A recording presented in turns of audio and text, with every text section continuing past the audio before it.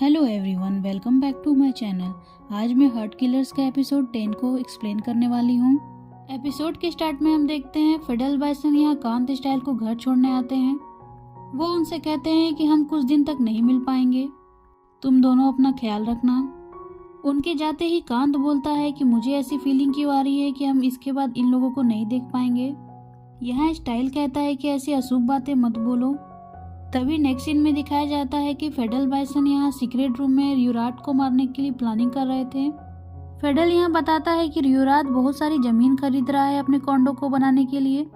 वो बाइसन को लैपटॉप में दिखाते हुए कहता है कि आज से हमारी नई आइडेंटिटी होगी।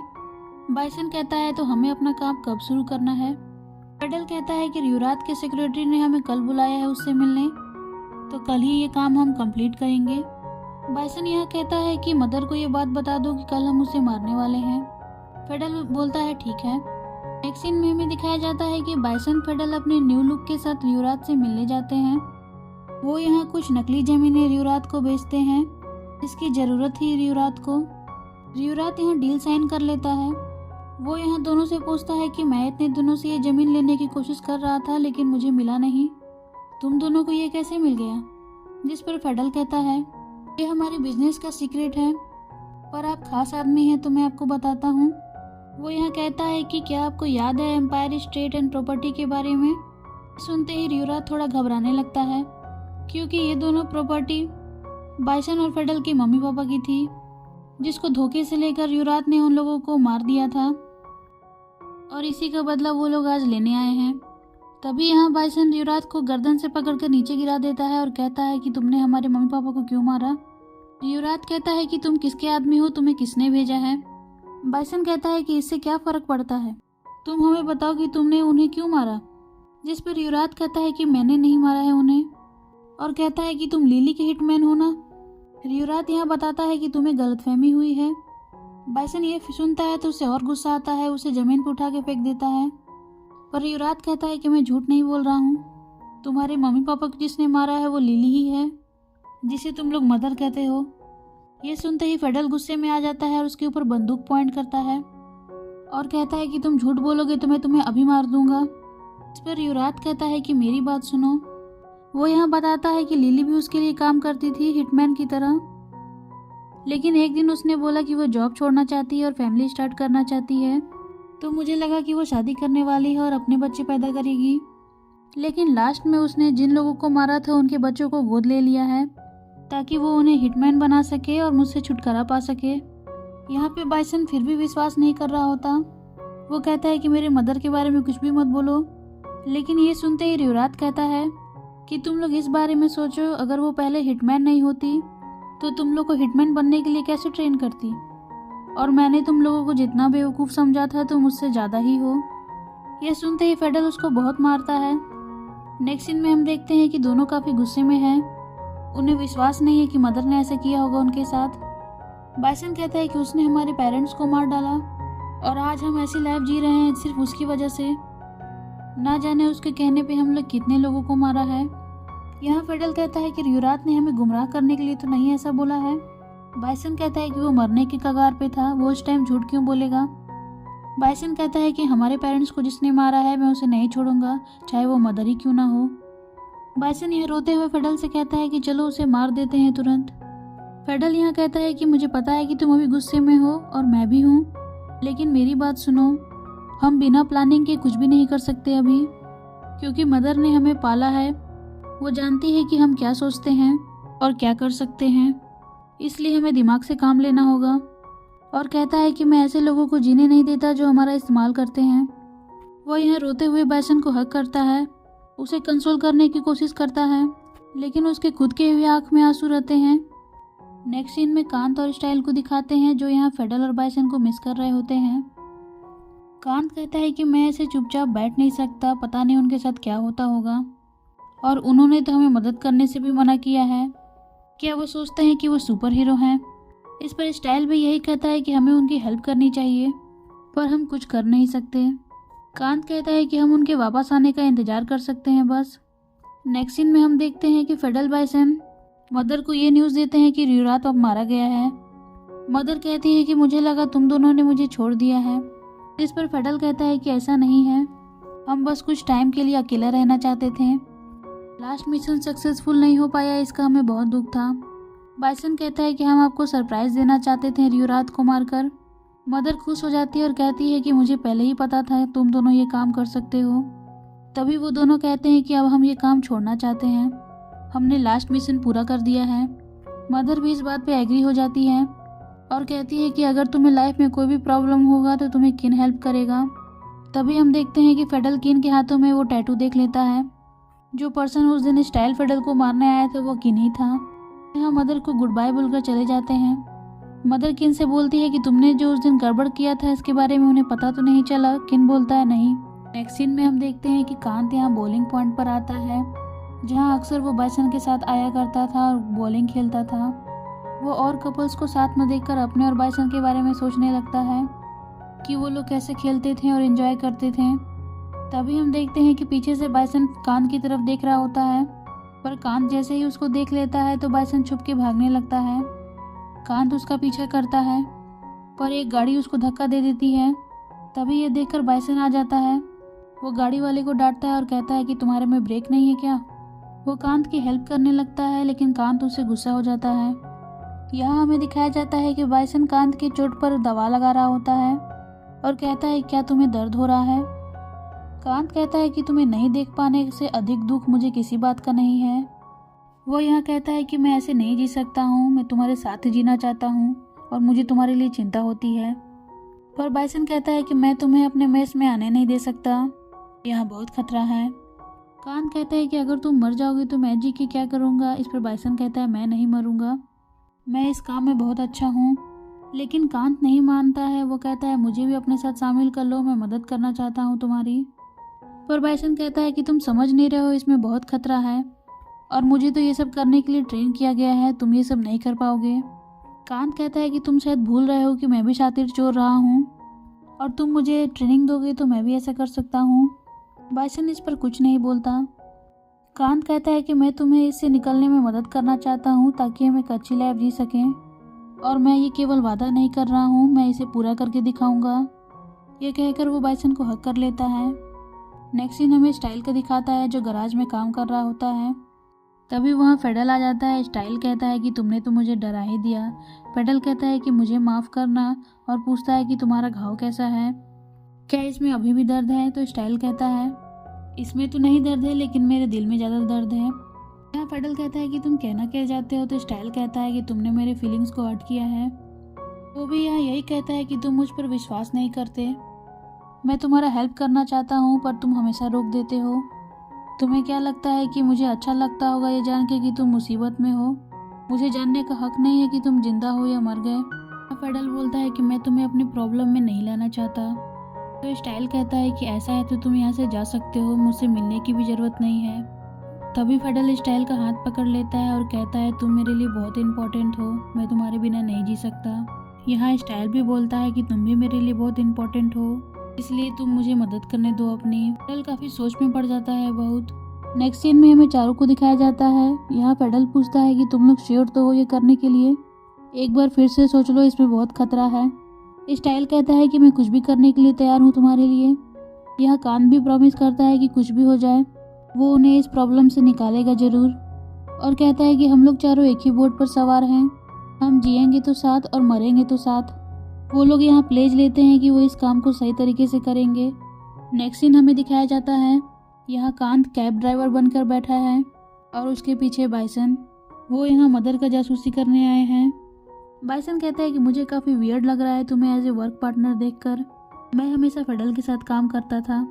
यह कांत भी बताता है कि मैं भी जब पुलिस के लिए काम करता था तो मैं अकेला फील करता था, मुझे लगता था कि अगर मैं गलती करूँगा तो मुझे ही संभालना होगा, पर मेरे पास आज तुम हो। तभी बाइसन कहता है कि तुम चिंता मत करो, आज हम किसी को मारने नहीं आए हैं, हम बस इन्वेस्टिगेट करने आए हैं, और कहता है कि अब मैं तुम्हारे साथ हूँ। वो यहाँ कांत के क्लोज आ जाता है और किस करने लगता है। कांत कहता है कि हम ये सब नहीं कर सकते अभी, हमें किसी ने देख लिया तो। और कौन सा कैब ड्राइवर अपने बॉयफ्रेंड के साथ मेकआउट करता है इसे खुले में। बाइसन कहता है ठीक है, मैं तुम्हें डिस्ट्रैक्ट नहीं करूँगा, पर तुम इस ब्लू यूनिफॉर्म में काफ़ी सेक्सी लग रहे हो। कांत ये सुनता है तो कहता है कि तुमने तो कहा था कि तुम मुझे डिस्ट्रैक्ट नहीं करोगे। बाइसन हंसते हुए कहता है ठीक है बाबा, मैं नहीं करूँगा। तभी वो लोग देखते हैं कि मदर ऑफिस से बाहर निकलती है और कहीं जाने लगती है। वो लोग भी उसका पीछा करने लगते हैं। दूसरी तरफ हम लोग देखते हैं कि फेडल स्टाइल भी किन का जासूसी करने आते हैं। फेडल यहाँ स्टाइल से कहता है कि तुम थोड़ा संभाल के देखना, कहीं तुमको वो देख ना ले। स्टाइल कहता है कि मैं तुम्हारे तरह ट्रेन नहीं ना हूँ किसी को स्टॉक करने के लिए। पर फेडल कहता है पर तुमने तो मुझे कई हफ्तों तक स्टॉक किया था। स्टाइल कहता है कि वो तो तुम मुझे अच्छे लगते थे इसलिए। यहाँ फेडल बताता है कि ये वही पर्सन था जो हमें मारने आया था मॉल में। स्टाइल ये सुनकर बहुत गुस्सा हो जाता है और कहता है मैं इसे छोड़ूंगा नहीं। वो काफ़ी ज़ोर से बोल देता है तो फेडल उसका मुंह बंद कर देता है और कहता है थोड़ा धीरे होकर बात करो, उसने हमें सुन लिया तो। तभी हम देखते हैं किन वहाँ से जाने लगता है। फेडल स्टाइल भी पीछे छुप जाते हैं। दूसरी तरफ हमें दिखाया जाता है मदर भी यहाँ गोल्फ खेलने आती है बहुत सारी औरतों के साथ। तभी कांत को एक आइडिया आता है। वो एक पर्सन को रोकता है और उससे कुछ बताता है। बाइसन कहता है कि तुम करना क्या चाहते हो, मुझे भी बताओ। कांत कहता है कि मैं इस गेम में अब उतर रहा हूँ, हालांकि मुझे इससे थोड़ा दूर रहना चाहिए, पर तुम देखना मैं इसे कैसे पूरा करता हूँ। दूसरी तरफ हमें दिखाया जाता है कि यहाँ अपने बॉयफ्रेंड से मिलने होटल में आता है। फेडल स्टाइल भी उसका पीछा करते हुए वहाँ आ जाते हैं। यहाँ वो लोग को नहीं मालूम था कि किन यहाँ किससे मिलने आया है। यहाँ स्टाइल कहता है कि अगर ऐसे छुप कर आते हैं तो हम जरूर किसी इंपॉर्टेंट पर्सन से मिलने आते हैं, जरूर ये अपने बॉयफ्रेंड से मिलने आया होगा। इस पर फेडल कहता है तुम तो काफ़ी डिटेक्टिव हो। वो काफ़ी इम्प्रेस हो जाता है स्टाइल से। स्टाइल कहता है ये मैंने तुमसे सीखा है। फेडल कहता है कि हमें वेट करना होगा उसके निकलने का, तभी पता चल पाएगा।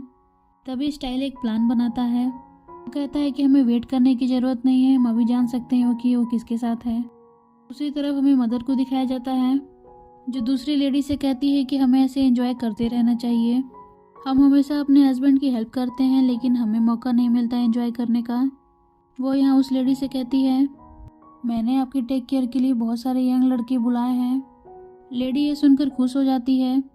मदर कहती है मैं उनसे बात करके लाती हूँ। कुछ यंग लड़के जाते हैं लेकिन उनमें से एक लड़का गायब रहता है। मदर पूछती है कि वो कहाँ है। तभी वहाँ कांत आ जाता है। वो बोलता है कि मैं रिप्लेस कर रहा हूँ टोन को, क्योंकि उसके आज पेट में दर्द है तो वो आज आ नहीं सकता। मदर यह नाराज़ हो जाती है और कहती है कि मैंने तुम्हें अलाउ नहीं किया यहाँ आने के लिए।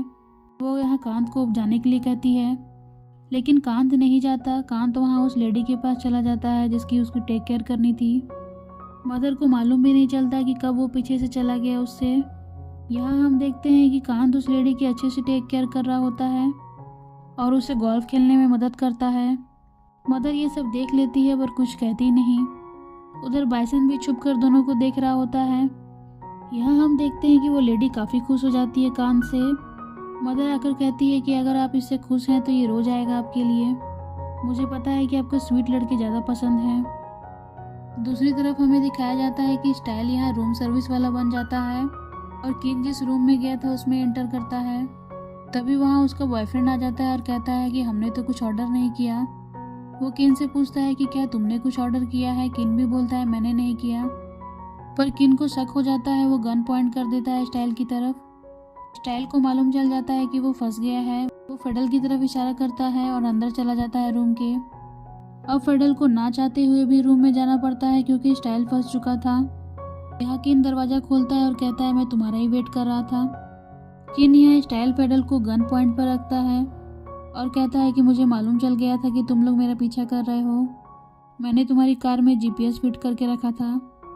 यहाँ फेडल कहता है कि स्टाइल को जाने दो, उसका कोई लेना देना नहीं है, ये तुम्हारे और मेरे बीच की बात है। किन कहता है कि तुम्हारे लाइफ में जो भी है उसका कुछ ना कुछ लेना देना जरूर है और कहता है कि तुमने अभी कुछ गलत किया तो तुम्हारे बॉयफ्रेंड को मैं मार दूंगा। यहाँ फेडल कहता है तुम्हें क्या लगता है कि तुम एक नॉर्मल लाइफ जी रहे हो। तुम्हें आज भी अपने लवर से मिलने के लिए छुप कर मिलना पड़ता है। वो यहाँ मदर के बारे में कहता है और कहता है कि वो सिर्फ हमारा यूज़ कर रही हैं और चाहती है कि हम उन्हें छोड़कर ना जाएं। वो यहाँ किन को बताता है कि हमारे माँ बाप को उसी ने मारा है, पर किन बिलीव नहीं करता उसकी बात पर। तभी हम देखते हैं कि मौका देकर स्टाइल किन को पकड़ लेता है। फेडल भी तुरंत आकर किन का गन ले लेता है। अब वो दोनों किन और उसके बॉयफ्रेंड पर गन पॉइंट करते हैं। यहाँ किन कहता है कि मेरे बॉयफ्रेंड को कुछ मत करना। फेडल कहता है कि ये तुम बोल रहे हो, तुम अभी स्टाइल पर मारने वाले थे। किन यह कहता है कि तुमने कहा है कि उसने हमारे पेरेंट्स को मारा है, तो मैं एक और बात तुम्हें बताना चाहता हूँ। वो बताता है कि फेडल के एक्स बॉयफ्रेंड को भी मदर ने मरवाया था, क्योंकि फेडल अब जॉब छोड़ के जाना चाहता था, पर वो चाहती थी कि वो उसके लिए काम करता रहे। ये सुनते ही फेडल बहुत दुखी हो जाता है। वो यहाँ गुस्से में किन से पूछता है कि तुमने ये मुझे बात पहले क्यों नहीं बताई। किन कहता है कि मदर ने मुझे मना किया था, अगर मैं ऐसा नहीं करता तो वो मुझे मार देती। फेडल यहाँ किन से ये डील करता है कि तुम मुझे मदर के बारे में सब बताना, तो तुम्हारे बॉयफ्रेंड को मैं छोड़ दूंगा। वो यहाँ स्टाइल से कहता है कि उसके बॉयफ्रेंड को यहाँ से ले चलो। स्टाइल उसके बॉयफ्रेंड को पकड़ लेता है। किन यहाँ फिर कहता है कि उसको कुछ भी मत करना। फेडल पास में आकर कहता है कि ये तुम्हें डिसाइड करना है कि तुम किसे ज़्यादा प्यार करते हो, उसे या मदर को। यह कहकर वो वहाँ से चला जाता है। स्टाइल भी किन को एक लात मार के गिरा देता है और कहता है ये इसलिए क्योंकि तुमने मुझे उस दिन गोली मारी थी। दूसरी तरफ हम देखते हैं कांत भी लेडीज़ को इम्प्रेस करने में लगा रहता है। मदर ये देखकर सेटिस्फाई हो जाती है कि अब से तुम ही काम करोगे यहाँ पर। कांत भी खुश हो जाता है कि उसका प्लान सक्सेसफुल हो गया। वो यहाँ बाइसन को इशारा करता है और कहता है चलने के लिए। सीन में बाइसन यहाँ कांत से कहता है तुमने उस लेडी को अच्छा इम्प्रेस किया है, तुम्हें पता है कि अपना चार्म कैसे यूज़ करना है लोगों को अट्रैक्ट कराने के लिए। वो लेडी तो तुम्हारे प्यार में ही पड़ गई है। इस पर कांत कहता है कि तुम्हें जेलस होने की ज़रूरत नहीं है, मुझे सिर्फ यंगर बॉयज़ पसंद है। बाइसन ये सुनता है तो हंसता है और कहता है कि इसके बाद हम और फेडल देख लेंगे। पर कांत कहता है कि नहीं, मैंने अब तक साथ दिया तो आगे भी साथ दूंगा, हम मिलकर इसे ख़त्म करेंगे। बाइसन कहता है तो मेरी एक और चीज़ में हेल्प करो।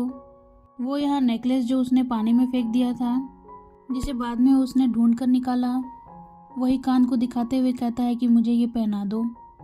कांत उसे वो नेकलेस पहना देता है। यहाँ कांत कहता है कि तुम मुझे छोड़कर जा भी नहीं सकते हो, उस दिन तुम मुझ पे इतना गुस्सा थे फिर भी तुमने मेरी जान बचाई, और मुझे लगता है कि मैंने अपने चार्म से सबसे पहले तुम्हें अट्रैक्ट किया है। बाइसन कहता है कि तुम एक कॉम्प्लीमेंट को काफ़ी दिल से लगा लेते हो है ना, मुझे उस दिन तुम्हें पानी में ही छोड़ देना चाहिए था। कांत कहता है टाइटैनिक की तरह। तभी वो लोग टाइटैनिक मूवी की बातें करने लगते हैं। यहाँ वो लोग टाइटैनिक का एक सीन को रिक्रिएट करते हैं। वो लोग काफ़ी क्लोज आ जाते हैं और किस करते हैं। यहाँ हम लोग देखते हैं कि वो लोग अपना स्वीट मोमेंट एंजॉय कर रहे होते हैं।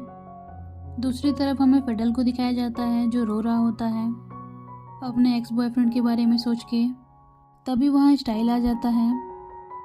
वह उसके आंसुओं को पोंछता है और कहता है क्या तुम ठीक हो, तुम मुझसे बातें कर सकते हो। फेडल कहता है मैं अपने आप को ब्लेम करता था, मुझे लगता था कि वो मुझे छोड़कर चला गया क्योंकि वो मुझसे डरता था, वो मेरे साथ फ्यूचर नहीं चाहता था।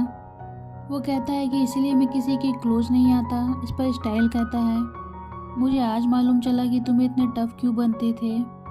फेडल यहाँ उसकी तरफ देखता है और कहता है कि मेरी वजह से आज वो मारा गया।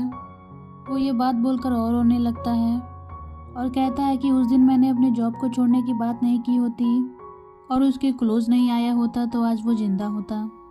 वो यहाँ स्टाइल से भी कहता है कि उससे दूरी बना लो, मैं कुछ नहीं कहूँगा, क्योंकि अगर वो उसके साथ रहेगा तो उसका भी अंत मरना ही है। जिस पर स्टाइल कहता है तुम अपने आप को ब्लेम करना बंद करो और मेरा प्यार इतना कमज़ोर नहीं है कि डर जाए, और मैं सेल्फिश नहीं हूँ, जिससे मैं प्यार करता हूँ उसको मैं छोड़कर नहीं जा सकता। वो यहाँ बताता है कि अगर मुझे भागना होता तो मैं पहले ही भाग जाता जब मुझे मालूम चला था कि तुम एक हिटमैन हो, पर मैं तुम्हारे साथ हूँ अभी भी, क्योंकि तुम जैसे हो मैं तुमसे वैसे ही प्यार करता हूँ। फेडल ये बातें सुनता है तो काफ़ी इमोशनल हो जाता है। स्टाइल उसके आंसुओं को पोंछते हुए कहता है कि तुम्हें डरने की ज़रूरत नहीं है, हम दोनों सही रहेंगे और सब ठीक हो जाएगा।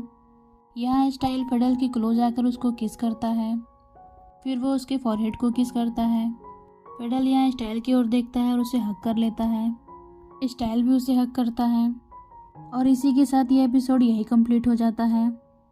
फ्रेंड्स, आपको ये वीडियो कैसी लगी मुझे कमेंट में ज़रूर बताइएगा, और नेक्स्ट एपिसोड जानना है तो मेरे चैनल को सब्सक्राइब कर लें। Please like, comment, share and subscribe to my channel. Thank you for watching.